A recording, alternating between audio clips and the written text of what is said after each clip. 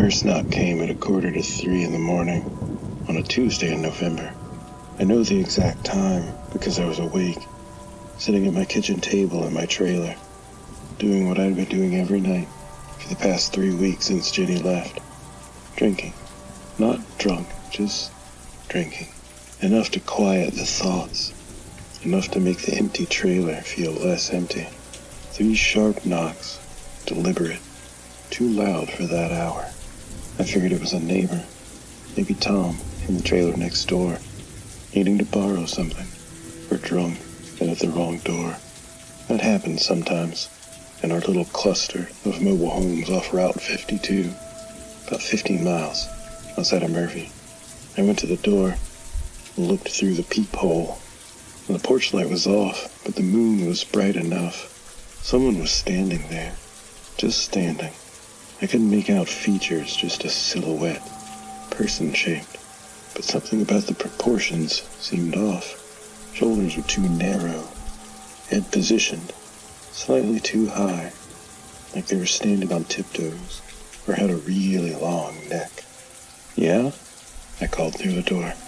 I didn't open it or unlock it, just called out. "Let me in." The voice was muffled, hard to hear clearly through the door. "Who is it?" "Let me in." Same words, same tone, not answering the question, just repeating the request. "It's late, man. Come back tomorrow." Silence.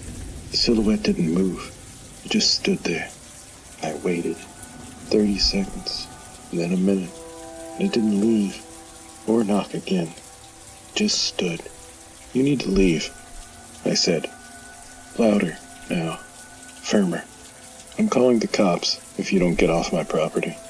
The silhouette tilted its head, just slightly, like it was considering, and then it turned and walked away. Not toward the road, not toward the other trailers, into the woods that bordered my property. Just walked into the trees and disappeared. I stood at the door for another 10 minutes, waiting for it to come back, but it didn't. Eventually, I went back to my kitchen table, finished my drink, and went to bed. I told myself it was nothing, just some drunk wandering around. Wrong place, they'd figured it out, and left. The second knock came the next night, same time, 2:47 a.m. Now this time I was in bed. My dog Buster was on the floor beside me, and he heard it first. His ears shot up. I heard a low growl hit his throat. And that's what woke me. 3 knocks, the same cadence as before, the same deliberate pacing. I got up and grabbed my phone, turned on the flashlight.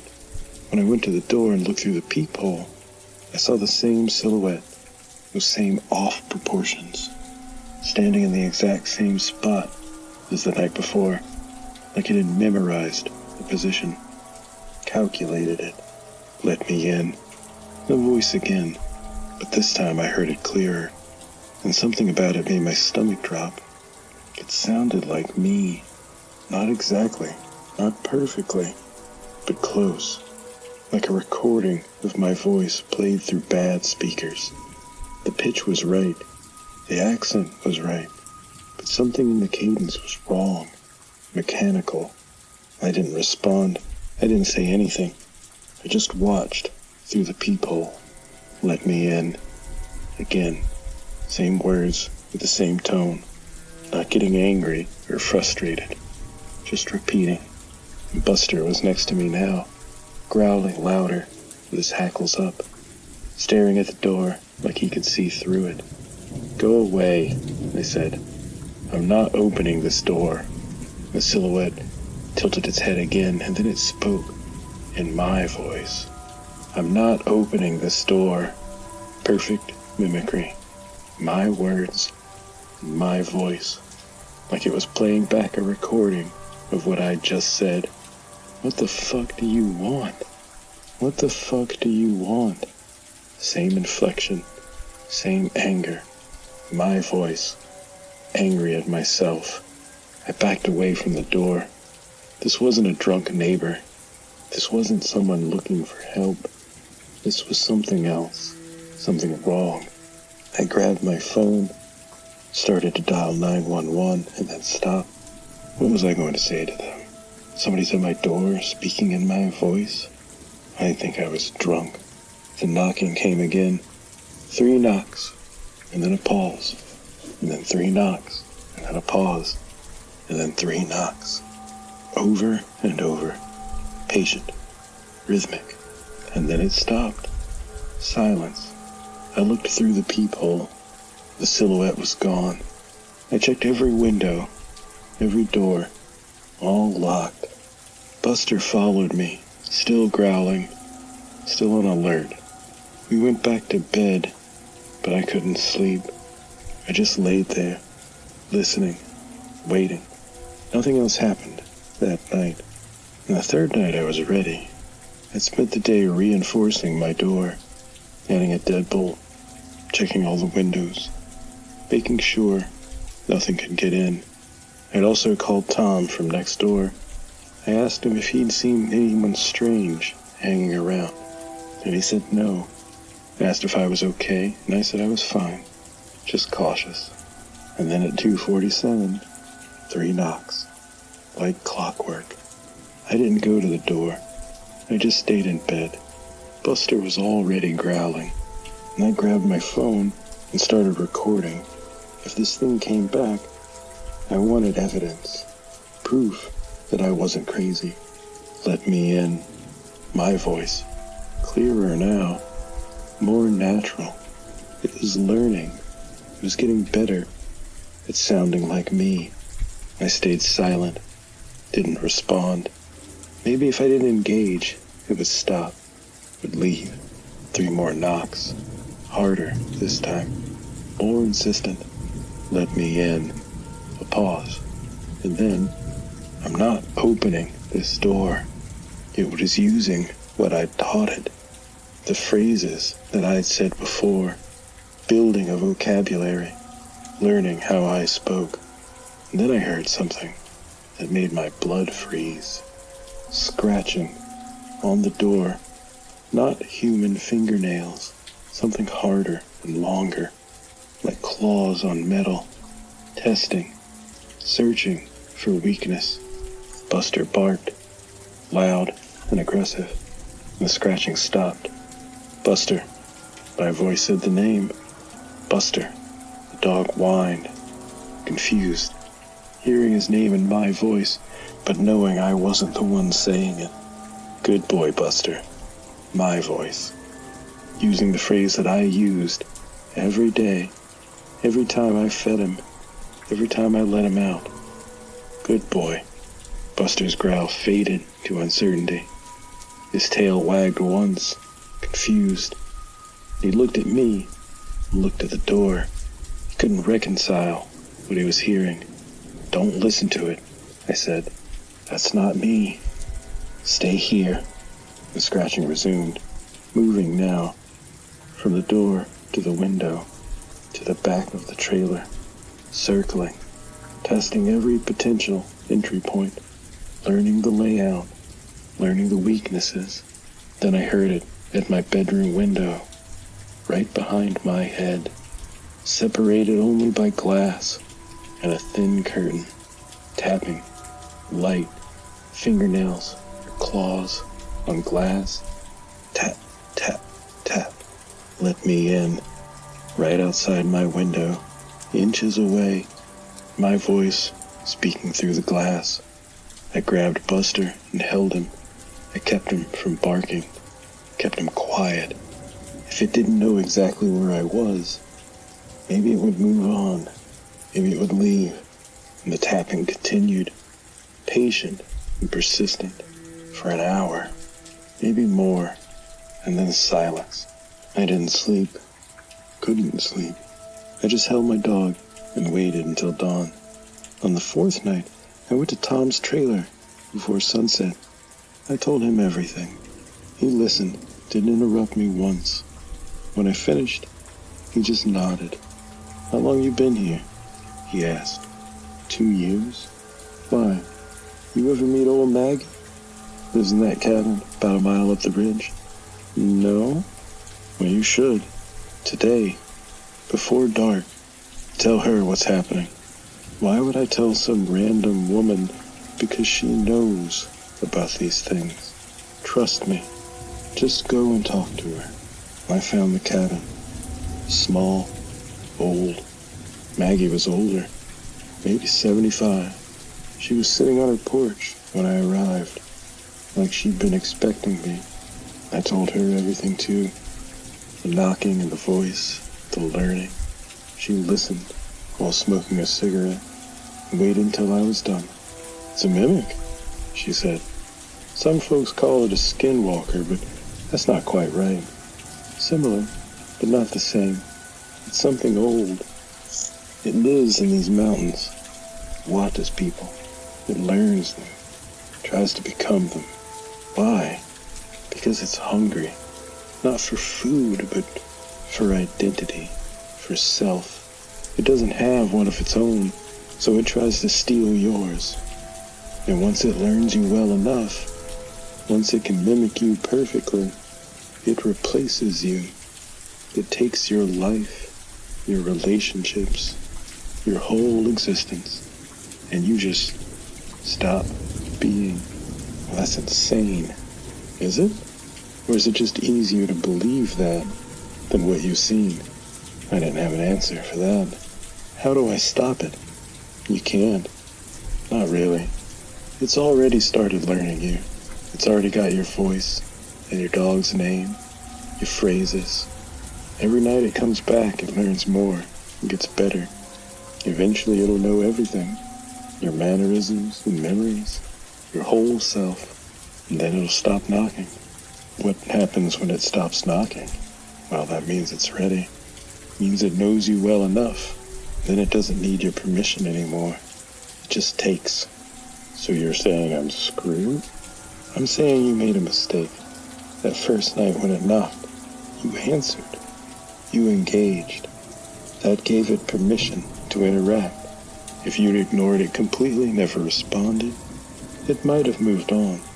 It might have found someone else. But you talked to it.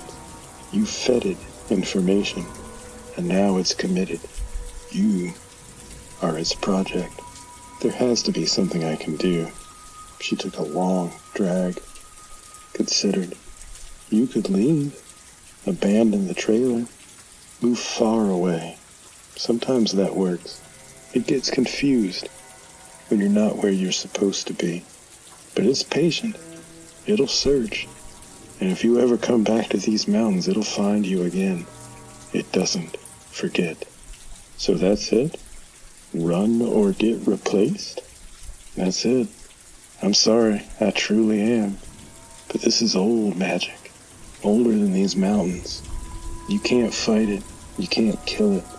All you can do is avoid it.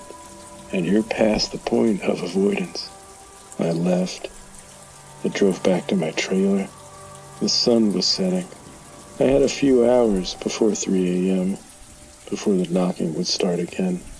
I sat in my trailer, thinking, planning. I could pack, could load up the truck and drive, head to Tennessee or Kentucky, somewhere far, start over, leave Jenny and the memories and the empty trailer behind. Or I could stay, face it, see what happened when it finally stopped knocking. And that night, 2:47 a.m. came, and I was sitting at the kitchen table, waiting. The knock came 3 times, deliberate. I went to the door and looked through the peephole. The silhouette was there, but different now. The proportions were better, more human, more like me. It had been practicing, learning, getting it right. Let me in. My voice. Perfect now. Indistinguishable from hearing myself on a recording. Please, I'm locked out. New phrase. New context. It was getting creative. Adapting. What do you want from me? I asked. Silence. And then, what do you want from me? Still mimicking. Still learning from my responses. Why are you doing this? Why are you doing this? Answer me. In your own words, not mine. Silence, long and extended. And then finally something different. A voice that wasn't quite mine. Deeper. Older. Because I need to be someone. And you answered. You engaged. You taught me how to be you. Now I'm almost ready. Almost complete. Just a few more nights. A few more conversations. And then I won't need you anymore. And then what? Then I become you. And you become nothing. Fair trade. You're barely using your life anyway. Sitting in this trailer, drinking, missing someone who doesn't miss you back. I'll do better. I'll be better. I'll be the version of you that doesn't waste it. I was right.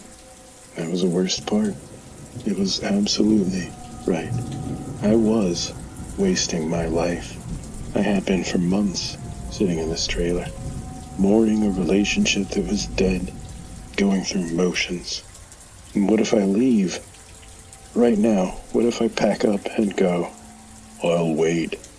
I'm patient, and when you come back, or when I find you, I'll be ready.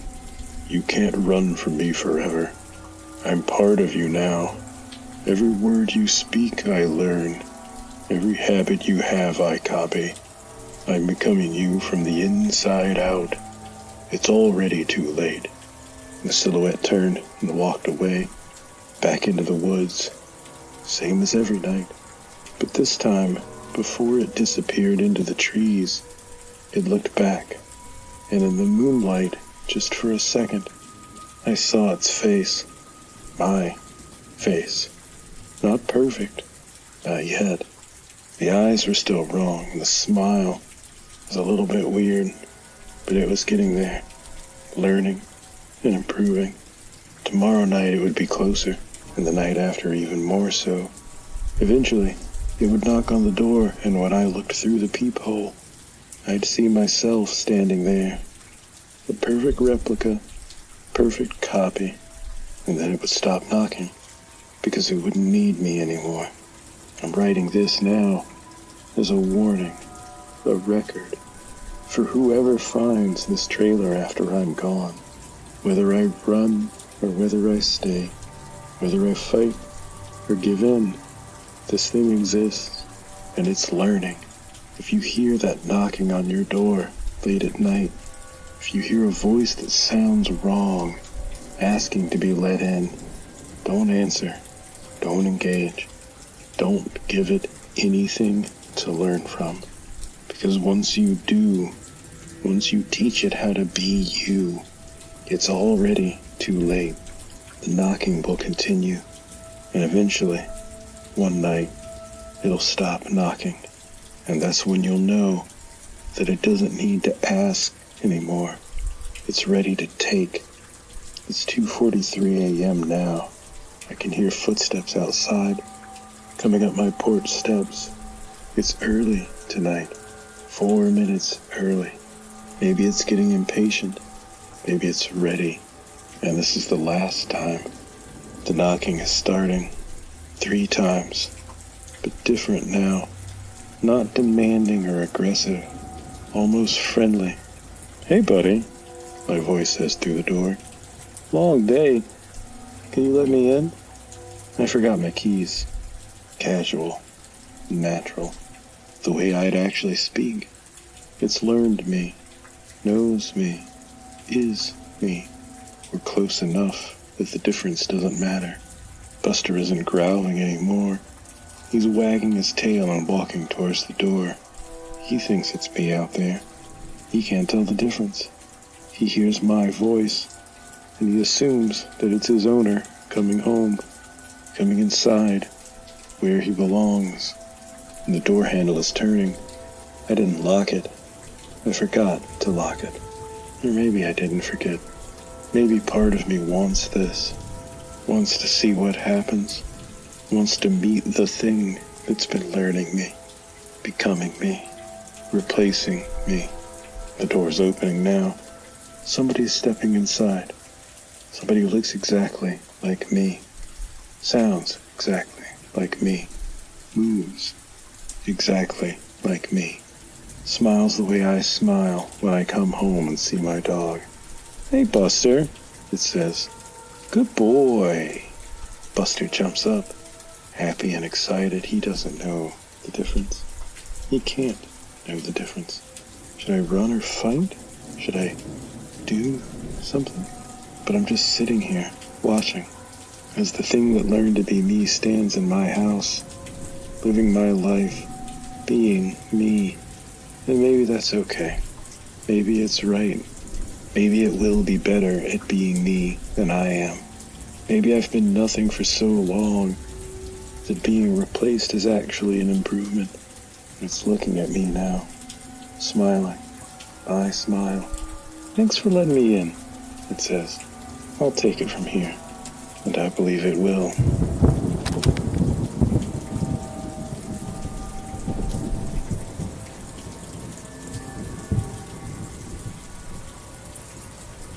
I saw the dog on a Saturday in October, 3 days before my father's 70th birthday party.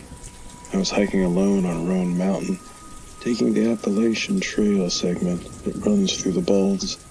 It's a beautiful day, clear sky, temperature in the 60s. It was perfect hiking weather, and I needed the solitude. I needed to think about the party, about my dad, about the conversation that we needed to have. And that dog appeared around mile marker 4, right where the trail crests the ridge. It's just sitting there blocking the path. Massive, easily 150 pounds. Black as coal, eyes that caught the sunlight wrong, reflecting it back red, like a photograph taken with flash. I stopped, maybe 20 feet away. Dogs on the trail weren't unusual. People hiked with their pets all the time, but this one didn't have a collar or a leash. There was no owner in sight. It wasn't moving. It was just sitting, staring at me. "Hey, buddy," I called. Friendly, unthreatening. "Where's your person?" The dog didn't react, didn't wag its tail, tilt its head, just stared with those red eyes. I took a step forward, and the dog stood, taking its time with its hackles raised, a low growl in its throat that I felt more than I heard. And there's a vibration in the air in my chest, warning me. I stepped back. "Okay, I get it. You don't want me passing." The dog sat again, still staring, and still blocking the path. I considered my options. I could go around it, go off trail through the brush, but something about that didn't feel right. It felt like it would provoke a chase. Or I could turn back, take a different trail, and come back another day. I turned back, started hiking back the way I'd come. When I looked over my shoulder, the dog was gone. Just gone, like it had never even been there. I told myself that it was nothing, just a territorial dog, right? Maybe somebody's pet that had slipped its leash. A little bit weird, but not supernatural. Nothing to worry about. But that night, I couldn't sleep. I kept seeing those eyes, that stare, the way it had materialized and then vanished. Something about the encounter felt significant, meaningful, like I was supposed to understand something that I didn't. And the next morning I called my grandmother. She still lived in Boone, in the same house where my father had grown up. She knew the mountains, knew the old stories, the folklore that the tourists had never heard. "Grandma, you ever hear stories about black dogs in the mountains?" Silence on the line. Then, "Where did you see it?" "Roan Mountain, yesterday on the trail. It was just sitting there, it wouldn't let me pass." "Describe it." I did. Size, color, eyes, the way it appeared and disappeared. More silence, longer this time. "You need to come see me today, before the party. This isn't a phone conversation." She wouldn't say more. just insisted that I come. Now. Today. So I drove out to Boone. Found her on the porch, and she'd made tea. Had that look on her face that meant serious conversation. The look she had when she told me about my grandfather's death, about my parents' divorce, about hard truths. That black dog is an omen, she said. No preamble or easing into it. Been stories about it in these mountains for longer than anyone can remember. It appears to people, blocks their path, and stares with those red eyes. And when it does, someone close to them is gonna die. Within a week, sometimes within days. My stomach dropped.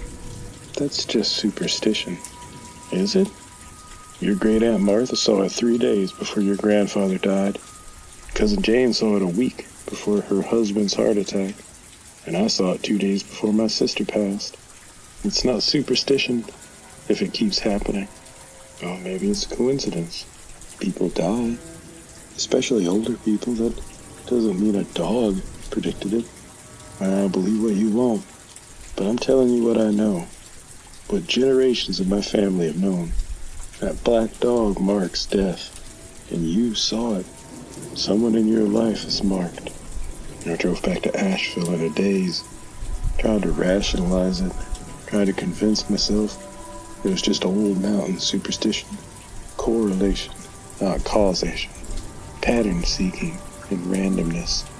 But I couldn't shake it. I couldn't stop thinking about who might be marked.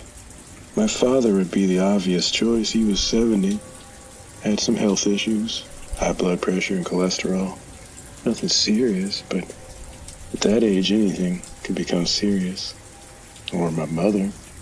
She was 68. She had diabetes. Took a dozen different medications. Or even my grandma herself. She was 89.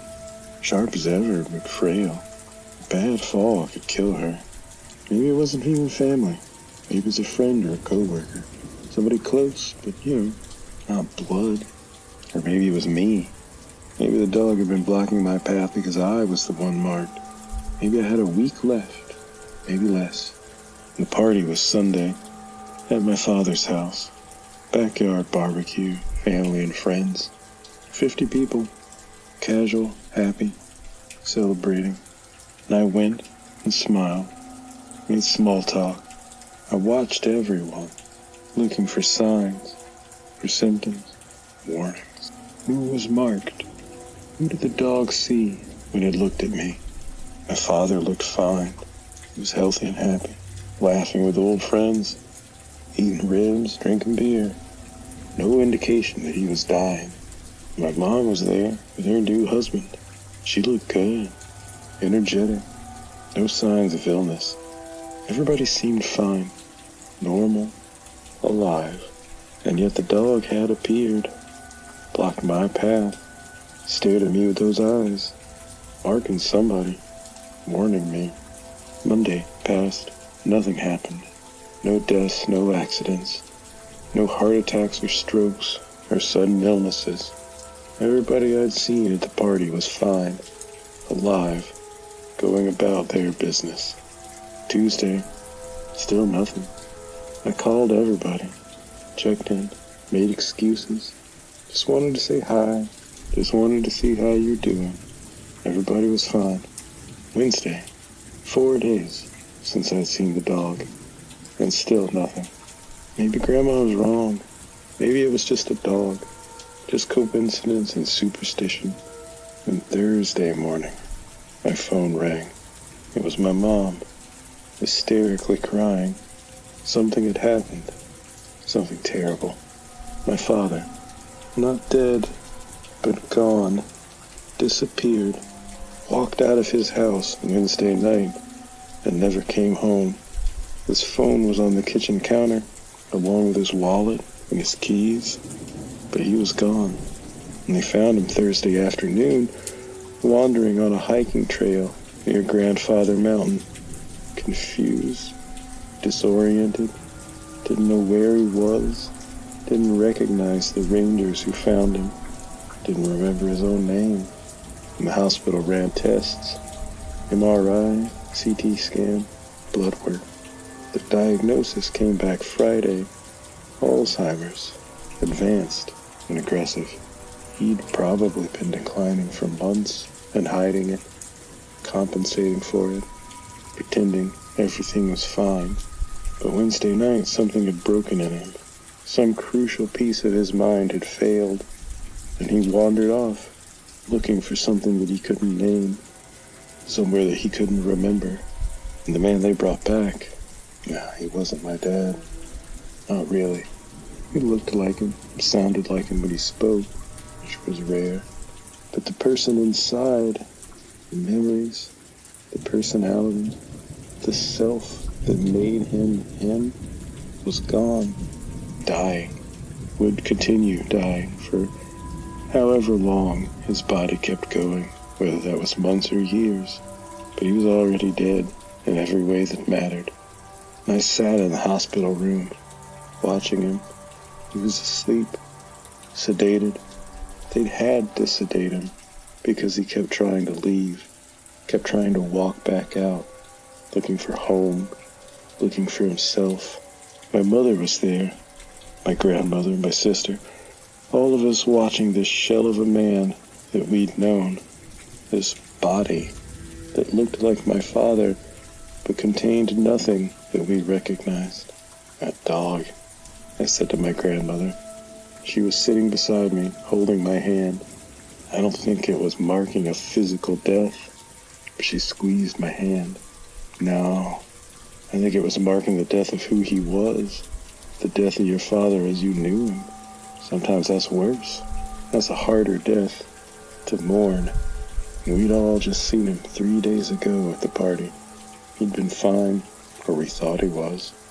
But that dog had known, had seen what was coming and tried to warn me, blocking my path, staring, telling me someone I loved was about to die. And now he had, just not in the way I'd expected. And the doctor said it would progress quickly. Aggressive Alzheimer's takes everything. Memory, personality, self. He'd forget us first, and then he'd forget language, and then how to eat, how to swallow, how to breathe. It would be a long death, a slow erasure, a death that happened in stages, while the body kept going. Well, what do I do now? I asked my grandmother. How do I watch this happen? Same way everybody does, one day at a time.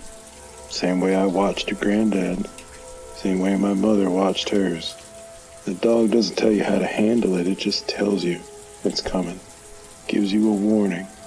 And what you do with that warning is up to you. I stayed with him that night, held his hand while he slept.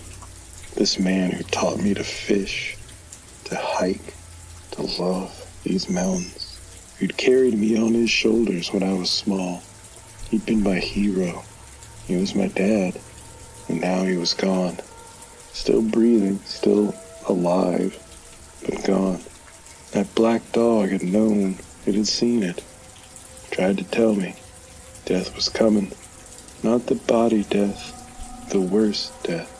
The one where you lose someone piece by piece, where you watch them forget you, where you have to introduce yourself over and over to someone who used to know your name before you could speak it. I hiked Roan Mountain again a week later, same trail, along that same path, looking for the dog, wanting to ask it questions, wanting to understand, wanting to know if there'd been anything I could have done, any way to change what was coming. And I saw it, in the same spot, blocking the path, staring with those red eyes. This time I didn't try to pass or go around. I just stood there looking at it. This creature that had warned me, this omen that had tried to prepare me for a loss I couldn't have imagined. Thank you, I said, for the warning, even if I didn't understand it. And the dog tilted its head, just a little. Then it stood and walked off the trail. disappeared into the brush, giving me passage, letting me continue. I hiked to the summit and stood on the bald, looked out over the mountains. These old mountains that had been here long before me and would be here long after. They had stories and legends and truths that science couldn't explain, that logic couldn't rationalize. That black dog was one of those truths, an omen, a messenger between the living and the dying, between the known and the unknown, between who we are and who we'll become when death takes us. Piece by piece, or all at once, it marks death. That's what my grandmother said, and she was right. But death comes in many forms, many shapes, many speeds. Sometimes the cruelest death isn't the one that stops your heart. It's the one that erases your mind, that steals who you are while leaving your body behind. And it makes you a stranger to everyone who loved you. And that makes your family mourn you while you still breathe. My father passed away 6 months later. His body failed on a Tuesday in April. And by then we'd already been mourning him for half a year. Had already said our goodbyes to the man he'd been. To be honest, the funeral was almost a relief, an ending to a long death, a closure to the grief we'd been carrying. But I think about that dog sometimes, and the warning it gave me, about how I'd expected one kind of death and got another, and knowing didn't make it any easier, didn't prepare me, it didn't change anything, except making me hyper-aware of what I was losing. Maybe that's the point. Maybe the dog doesn't appear to help you change fate. Maybe it just appears to make you pay attention, to notice, to be present for the dying while there's still time, while there's still someone there to say goodbye to, even if they won't remember that you said it. I saw the dog again last month. Same trail, same spot, blocking my path, staring with those red eyes. I didn't run. It just stood there, waiting to see what it would do, what it was marking this time, who I was about to lose. It looked at me for a long time. Then it stood, walked forward, came right up to me, close enough to touch, close enough to see that its eyes weren't red from reflected light. They were red all the way through, a deep, ancient red, the red of old blood and older warnings. And it pressed its head up against my leg, just once, a brief touch. Then it turned and walked away, disappeared into the forest. I don't know what that meant. I don't know if it was marking me or someone else. I don't know if the death it saw was literal or metaphorical, physical or spiritual, soon or far off. All I do know is that that dog appears when death is near, and it appeared to me again, which means somewhere, somehow, another death is coming, another loss is approaching, another goodbye that I'm not ready for. Maybe this time it's for me. Maybe I'm the one marked. Maybe that's why it touched me instead of just watching. Maybe that's what it does when the omen is for you instead of about you. Or it could be someone else. Someone I haven't even identified yet. Somebody I'll lose when I least expect it. The same way I lost my father. The way everyone eventually loses everyone. The dog knows, has always known. That's its purpose, its nature, its ancient duty in these old mountains, to warn, to mark, to prepare us for the deaths that we can't avoid. I'm hiking Roan Mountain again tomorrow. I don't know if the dog will be there. I don't know if I want it to be. But I'll be ready this time, ready to pay attention, ready to notice what I need to notice, and say the goodbyes that I need to say, while there's still time, while there's still someone there to hear them. Because that's what the dog teaches us. Death comes, always, eventually, in ways we expect and ways we don't.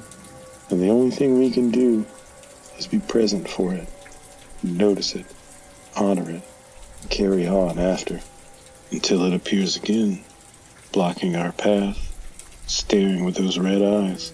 The mountains remember, the old stories persist, and the black dog walks these trails. And somewhere, death is always coming, always closer than we think.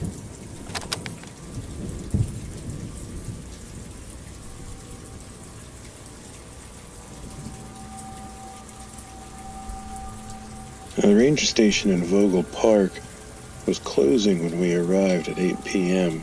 that Friday. We'd hit traffic out of Atlanta and gotten there a little bit later than planned. And the ranger, an old woman named Susan, was locking up, but stopped when she saw us pulling into the parking lot with our camping gear. "You folks checking in for the weekend?" "Yeah, sorry that we're late. Site 47, already paid online." Well, she looked at the darkening sky and then looked back at us. "And you know the rules about after dark." Yes ma'am, stay on the marked trails, keep food secure, don't feed the wildlife." "Right, but there's another rule, specific to this part of the park." And she pulled out a laminated card from her pocket and handed it to me. "Read this and follow it exactly. No exceptions." And the card had one paragraph. "If you hear coyotes calling after dark, do not respond, do not investigate, do not answer any sounds that seem human. Return to your vehicle immediately and leave the park. This is not a suggestion. This is a safety requirement. Violators will be banned from all state parks." "What the hell?" My girlfriend Alicia read over my shoulder. "Is this a joke? Do I look like I'm joking?" Susan's face was stone. "We've had incidents. People not following that rule, and some of them got hurt. Some of them we never found. And you follow that rule, or you leave now. It's your choice." Alicia and I looked at each other. We'd driven 3 hours, paid for the site, had our gear packed, and it was just some weird local superstition. Probably just the park service trying to keep people from wandering off trail at night. "We'll follow it," I said. Susan nodded. "Good. Your site is a mile in. Stay there once you're set up. Don't wander, and don't investigate sounds. And whatever you hear calling for help, it's not human. Remember that." She got in her truck and drove away, leaving us standing there with our gear and a laminated warning card. "Well, that was pretty weird," Alicia said. "Probably just liability stuff. Somebody got lost and sued the park. Now they have to give everyone scary warnings." We hiked to our site and set up camp. Got the tent up and a fire going just as full darkness settled in. And the woods around us were alive with normal sounds. Insects, birds settling for the night, wind through the leaves. Peaceful, normal. We cooked dinner over the fire and drank some wine and relaxed. This is what we needed. A weekend away from the city, away from work and stress and noise. Just us and nature. Around 10 p.m. we heard the first howl. Distant, maybe half a mile away. A coyote, definitely a coyote. That distinctive yipping quality, rising and falling just the way you'd expect. And then another answered, closer, but a quarter mile, and another, and another. A pack calling to each other, getting closer to our site. Should we be worried? Alicia moved closer to me. Nah, coyotes avoid people. They're probably just passing through. And the howls continued, circling, getting closer. The quality was strange, though. It was too slow, too deliberate, like they were taking their time with each note and dragging it out, making it last. And then one of them did something that made my skin want to jump off of my body. At the end of its howl, it added something, a break, a pause, and then 2 syllables, rough and guttural, but unmistakable. Help me. Alicia grabbed my arm. Did that coyote just talk? No, that's impossible. It was just the way the howl sounded. It was pattern recognition. We're hearing words that aren't there. Another howl, closer still, maybe 50 yards from our camp. And at the end, clearer this time. Help me. And then another from a different direction. Help me. And then another. Help me. They were surrounding us. All of them making that sound, that phrase, over and over, getting clearer, getting more human with each repetition. The card, Alicia whispered. The ranger said don't answer sounds that seem human. Jake, we need to leave. They're just coyotes. They're just animals making sounds. Well, listen to them. Animals don't do that. She was right. I knew she was right. But leaving meant hiking a mile in complete darkness with whatever these things were circling us. Staying meant following the rule, staying quiet, not responding. And we stay, I decided. We follow that rule and we don't answer, and they'll move on. The calling continued. Closer now. I could see movement in the trees beyond our firelight. Shadows shifting, multiple shapes, circling. Help me. Right at the edge of our camp now. I could see it. It was shaped like a coyote, but something was off. It was too tall. The legs were too long. Its head was held at a weird angle. Its eyes reflecting our firelight. There were too many eyes. Arranged. Wrong. Help me. Another one. Different direction. Same wrong proportions. Same wrong arrangement. Help me. Another. They surrounded us completely. There were at least 6 of them, maybe more. Just beyond the firelight. Watching. Calling. Waiting. Alicia was crying. Quiet. Trying not to make sound. I held her. I kept us both close to the flyer. Fire meant safety. Animals fear fire. But these weren't acting like animals. Help me. One of them stepped into the firelight. Fully visible now. It looked like a coyote if you didn't look closely. But the proportions were all wrong. Its legs bent backwards at the knee. The head was too big. Its mouth opened wide. And when it spoke, I could see the tongue. A human tongue. Pink. Moving like a human tongue. Forming words. Help me. Alicia screamed. Couldn't help it. The sound echoed through the woods, and all the calling stopped. Instant silence. Every creature went quiet, waiting and listening. The one in the firelight tilted its head and smiled. There were rows of teeth, so many teeth. Help me, please. More words. Learning and adapting. Getting better. Don't answer, they whispered to Alicia. No matter what, don't say anything. The creature stepped closer. Help me, please. I'm lost. The full sentences now. Stilted. Wrong cadence, but intelligible. It was learning from us. From our presence and our fear. Another one stepped into the light, and then another. There were definitely 6 of them. All standing on those backwards legs and staring with their misaligned eyes.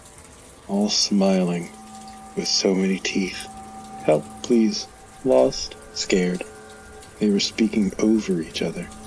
Trying different words with different combinations. Building a vocabulary. Competing to find the right phrase. The right lure. And then one of them said something that chilled me to the core. Alicia, it had heard me say her name and learned it, used it. Alicia, help me, please. Alicia. She was shaking violently, sobbing. I could feel her trying to speak, trying to respond to something calling her name. The instinct to answer was overwhelming. Don't, I whispered. It's not human. Remember, it's not human. Jake, help me. Jake. They'd learned my name too. Jake, please. Scared, help me. They were all saying it now. A chorus. Our names and pleas for help. Mixing and matching words. Getting better. Getting more convincing. More human. Jake, Alicia, help us. Please, we're lost. We're scared. We're dying. That last word was new. Dying. They'd found a powerful word. An urgent word. The kind of word that demanded response. Alicia broke. We can't help you. Leave us alone. The moment she spoke, everything changed. They rushed. All at once, fast, inhumanly fast. Their shapes blurring and their teeth snapping. Claws extended. I grabbed Alicia and pulled her into the tent and zippered it shut. Useless. Nylon wouldn't stop them. But it was instinct. Hide. Take cover. And they hit the tent, tearing and ripping. The fabric shredded like paper.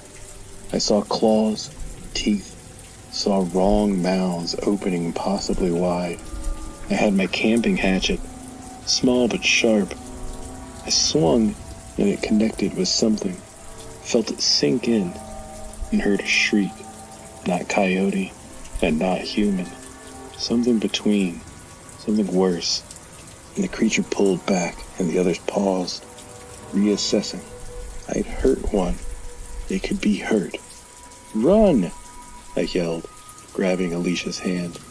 We burst out of the destroyed tent, ran into the woods, and away from the firelight, away from our camp, toward the trail, toward the parking lot and safety. They followed. Of course they followed. We'd answered. We'd engaged. We'd broken the rule, and now we were prey. I could hear them behind us, crashing through brush, calling, not saying words anymore, just making sounds, hunting sounds. The words had been the lure, and now came the catch. The trail was ahead. I could see the markers, reflective blazes on trees. We hit the trail and started running. Alicia faster than me. She pulled out ahead.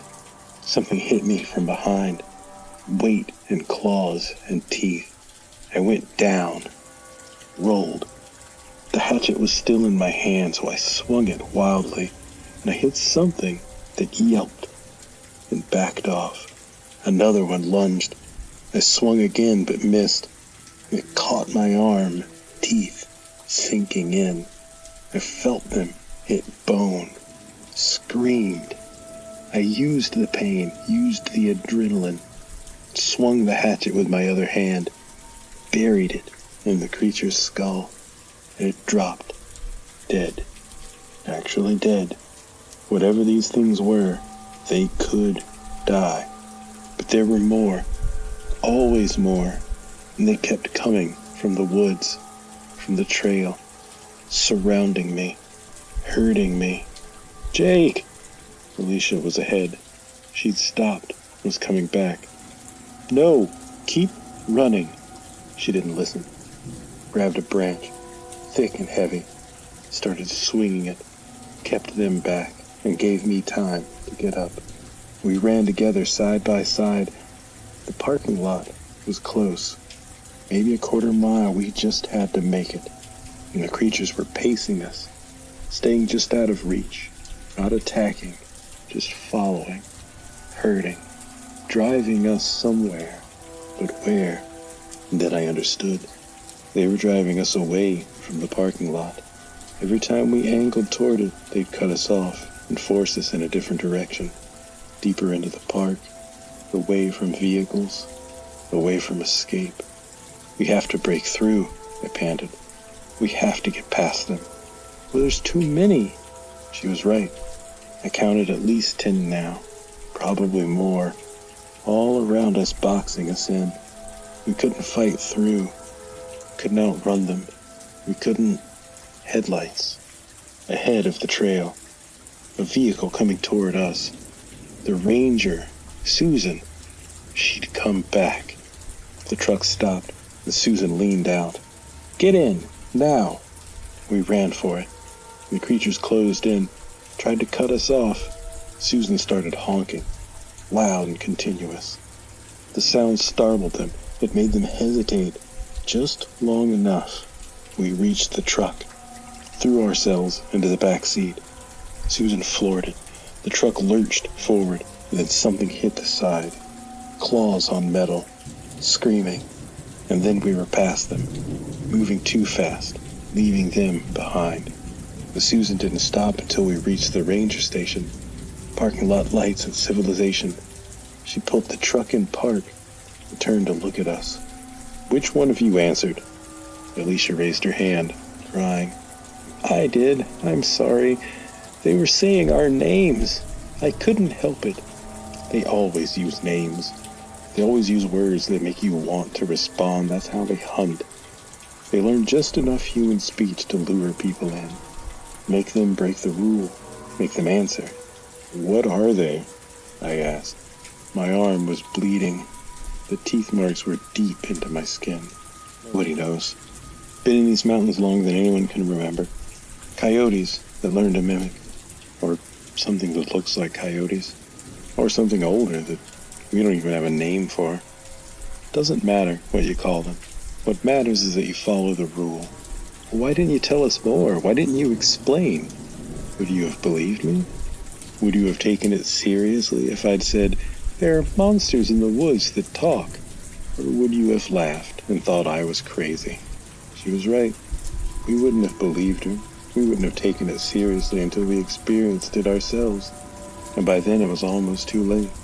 Susan drove us to the hospital. We needed stitches, rabies shots, antibiotics.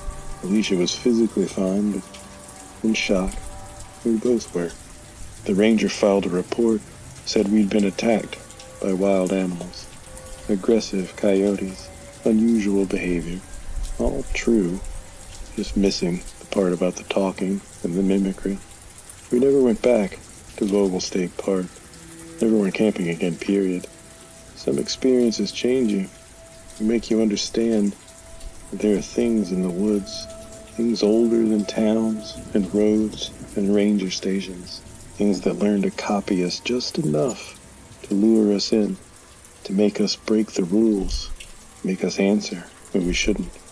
I still hear it sometimes, in my dreams, in that space between waking and sleeping, that voice that sounds almost human, almost real, calling out, help me. And I have to remind myself, force myself to stay silent, because answering is what they want. Answering is how they hunt. It's how they win. That rule exists for a reason, and that reason is simple. Some things in the woods sound human, sound desperate, but they're not. They never were. They were just wearing human words, the way a wolf wears sheep's clothing. And if you answer them, if you let them know that you're listening, well, then you're not a person anymore. You're just prey. And they're very, very good at catching prey.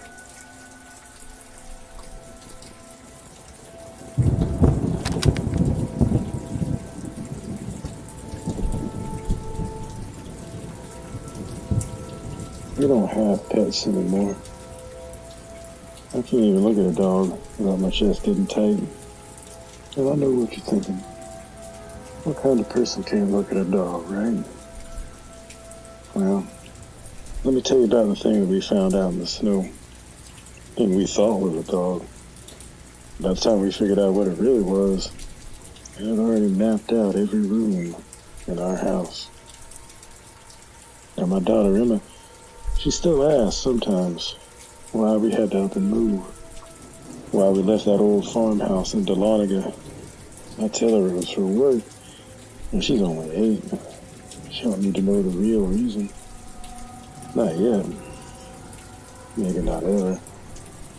Now, this all went down in February of the last year. We gotten 6 inches of snow, and folks, if you know North Georgia, you know 6 inches might as well be the end times. Temperature dropped to single digits, and just everything froze solid. And the roads, forget about it. We were hunkered down in that farmhouse with enough food to last a week. Just waiting it out. And my wife, Sarah, saw it first. And she was standing at the kitchen window watching our bird feeder, and she noticed something moving near the tree line. "Hey, David," she says, "there's a dog out there, a big dog, all alone in the snow." And I came over for a look. It was maybe 100 yards out, barely visible through all that white coming down. Big, definitely. Shaggy gray with white fur, just standing there at the edge of our property shivering. And even from that far away, I could see that it was in bad shape. "And someone's dog got loose," Sarah said, "and we gotta help it." Now, I wasn't too sure about that. Something about the way it just stood there, so still, watching our house. But Sarah was already putting on her coat, already filling up a bowl with leftover chicken and rice. And Emma was bouncing off the walls with excitement. She'd been begging for a dog for 2 whole years. This felt like fate to her, like the universe sent us a dog that needed saving. "Yeah, might be dangerous," I said. "Could be wild." Sarah gave me that look, the one that says I'm being paranoid. "It's freezing to death, David. Just look at it." So out she went with that food, and I watched from the window. Emma pressed her little face right up against the glass next to me. That dog didn't move as Sarah got closer. It just stood there, still shivering, with its head down, ears back. You know, that submissive posture, scared. As Sarah set the bowl down maybe 10 feet from it, and backed away slow. And the dog crept forward, started eating. I mean, it was ravenous, like it hadn't eaten food in days. "See?" Sarah said, when she came back in, all satisfied. "It's just scared and hungry." Now we watched it finish every bite, and when that bowl was empty, it looked up and looked right at the house, right at us. And that's when I saw him. Its eyes caught the light from our window. Yellow, bright yellow. Now that probably should have been a red flag right there. Dog's eyes don't glow like that. But I told myself that it was just the reflection, just the angle of the light. And it started snowing harder. That dog lay down right there in the snow, curled up in a ball. Even from the inside, you could see it shaking. We can't leave it out there," Emma said, her voice all small and sad. "Dad, please." I looked at Sarah. She was already nodding. Truth is, we'd already decided. What kind of people would we be if we let an animal freeze to death in our own yard? So we made us a plan. I'd go out with some more food and lead it into the garage. It could stay there, out of the snow, and we'd figure out who it belonged to once the roads cleared up. Simple, right? Yeah, that's what we thought too. I took that food out. That dog watched me coming. Didn't growl or bare its teeth. It just watched me with those yellow eyes. Up close. Lord, it was bigger than I thought. Easily 90 pounds. Its fur was all matted up with ice and dirt. Had these scars across its muzzle. Old ones. I set the food down. "Come on, buddy. Let's get you somewhere warm."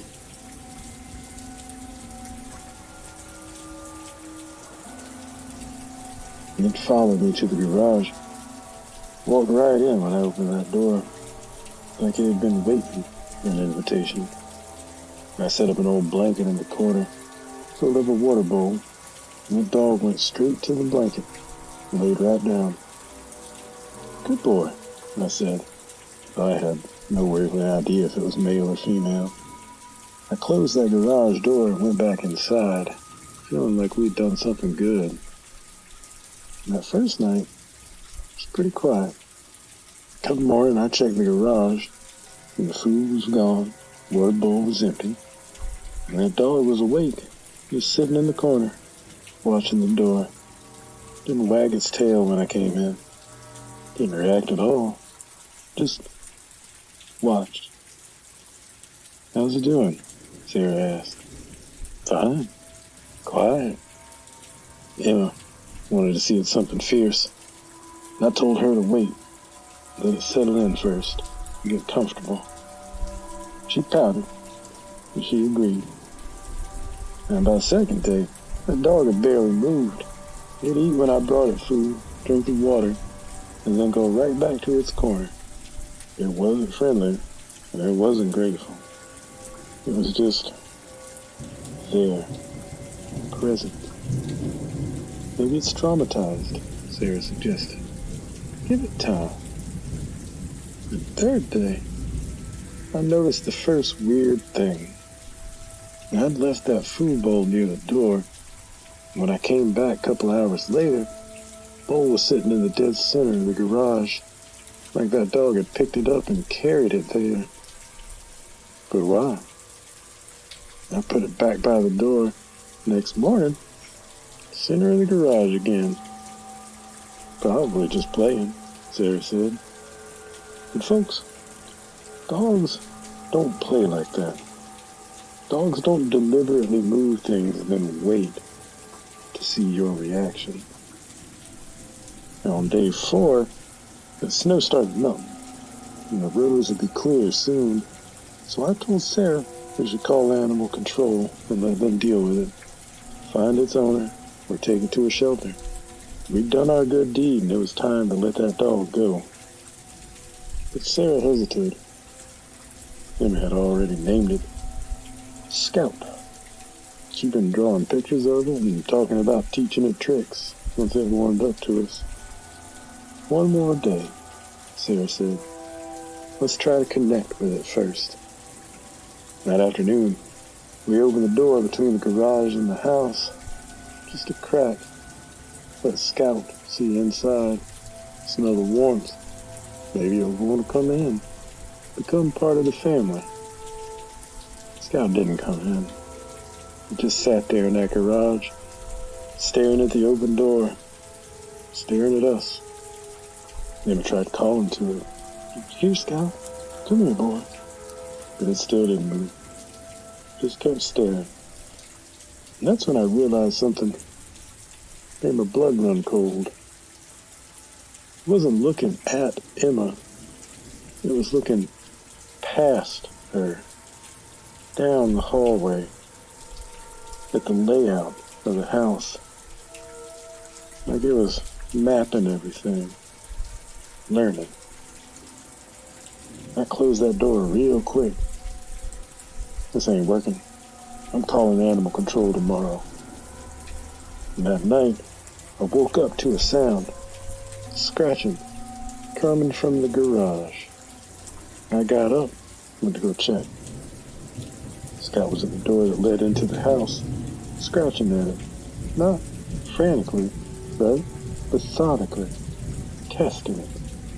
And when I opened that outside garage door, Scout stopped, moved right back to its corner, watching me, always watching. I checked that interior door. The lock was still engaged, but there were scratches in the wood, deep ones, made with claws that seemed too damn big for a dog of that size. I went back to bed, but I couldn't sleep with a lick. Something about this felt wrong. God didn't act like any dog I'd ever known. Didn't seek affection or want to play. Didn't respond to its name. just watched and waited. And the next morning, I looked at it real close through the window, shape of its head, length of its legs, the way it moved. Pulled up pictures on my phone, dogs, wolves, coyotes. That's when it hit me, like a freight train. The snout was too narrow, the ears were too tall, a little bit too rangy. This wasn't a dog, it was a coyote. Maybe a coy wolf, one of them hybrids. Something that looked close enough to a dog to fool us. But it wasn't. And we'd brought it into our garage, giving it shelter. I didn't learn the layout of our home. I told Sarah. She didn't believe me at first, insisted I was being paranoid. But when we looked together, really looked, she saw it too. The yellow eyes, the way it held itself, the intelligence in that stare. Now we need to get it out, I said, right now. But how? We couldn't just open the garage and hope it left. What if it didn't? What if it ran into the house instead? Emma was in her room doing homework, completely unaware. I called animal control, and they said they'd send somebody, but for the backlog from the storm, it'd be tomorrow at the earliest, maybe the day after. Well, keep it contained, the dispatcher said. Don't try to handle it yourself. And we locked that interior door and double-checked it. Kept Emma far away from the garage. Told her Scout was sick, needed rest. And that night, the scratching started again. Louder this time, more insistent. I went to go check. The Scout was at the door, but this time it wasn't scratching. It was biting. Biting the door frame, wood splintering under its teeth. When I flipped on that garage light, it stopped cold, moved back to its corner. But I could see the damage.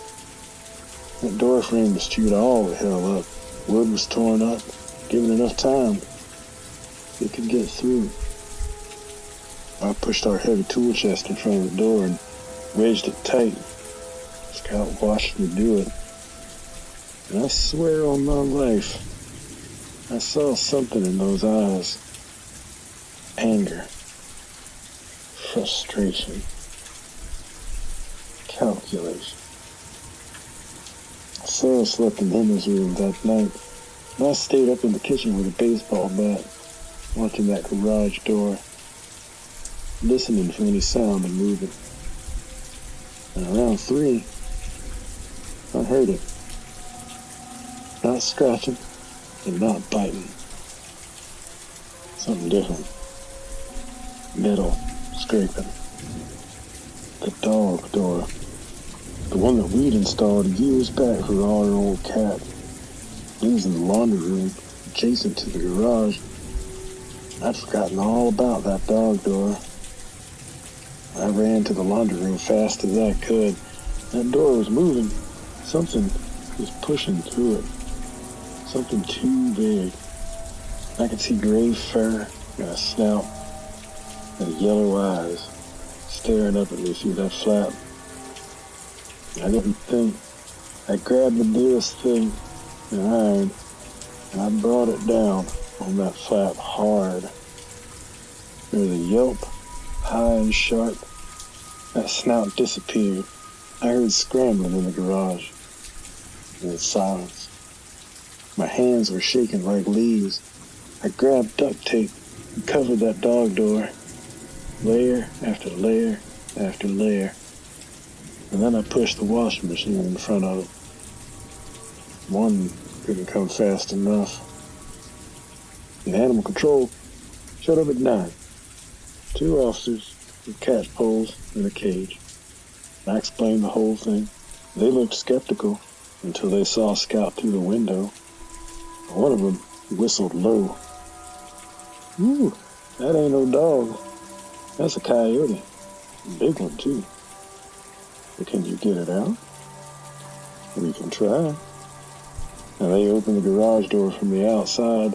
Scout didn't move, just watched them, like usual. They moved in with them catch poles, real careful and slow. Scout's lips pulled back, and I saw its teeth. Long, sharp, not dog teeth. And then it moved fast, faster than I ever would have expected. Lunged at that first officer who barely got a pole up in time. That pole caught Scout around the neck, but it twisted, snarling and snapping at the pole. That second officer got another loop around its body, and it fought. God Almighty, it fought. Thrashing and biting, and making sounds that I'd never heard an animal make. Not barking, something between a howl and a scream. And it took both of them about 15 minutes of wrestling before they got it secured in that cage. Now you're lucky, one of them said, breathing hard. Coyotes don't usually get this aggressive, but this one's different. Probably been around humans too much and lost its fear. Or it was testing us, I thought, learning us, waiting for its moment. Now they took it away. They said they'd release it far from here, up in the mountains where it belonged. And I watched that truck drive away with Scout in the back, and those yellow eyes stared at me through the bars. And we left about 3 weeks later. Sarah found the scratches inside Emma's closet, deep gouges in the wall, like something had been trying to get through from the garage side. And Emma's closet shared a wall with the garage. Scout had been trying to reach her room. And we didn't tell Emma the truth. We told her we were moving for work. She cried about leaving her friends, but she got over it. Kids are resilient like that. And I still check our new house obsessively. Make sure all the doors are locked, the windows are shut. We don't even have a garage anymore. Don't have any pet doors. We never, ever bring stray animals inside. Because you don't always know what you're letting in. You see something cold and suffering, and your compassion overrides your instinct. You think you're saving something, being good, being kind. But sometimes the thing you bring inside ain't looking to be saved. It's looking for weakness, for opportunity. Sometimes, by the time you realize what it really is, it's already too late.